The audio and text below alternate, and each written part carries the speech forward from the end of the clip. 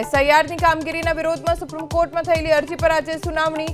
Supreme કોર્ટે કેન્દ્રીય ચૂંટણી પંચ સમક્ષ માંગ્યો છે જવાબ.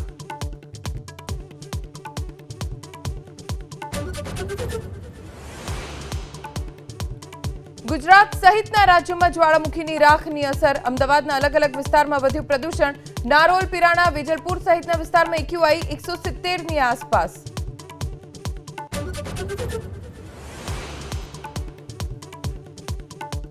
જૂનાગઢના કેશોદમાં રખડતા ઢોરે લીધો યુવકનો જીવ. 2 સાંઢની લડાઈમાં બાઇક સવાર યુવક ગંભીર રીતે ઘાયલ, સારવાર દરમિયાન મોત.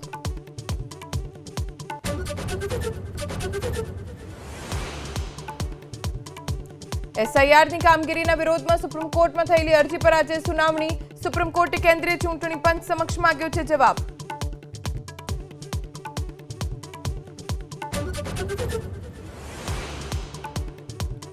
ગુજરાત સહિતના રાજ્યોમાં જ્વાળામુખીની રાખની અસર. અમદાવાદના અલગ અલગ વિસ્તારમાં વધ્યું પ્રદૂષણ. નારોલ, પીરાણા, વેજલપુર સહિતના વિસ્તારમાં એક્યુઆઈ 170ની આસપાસ.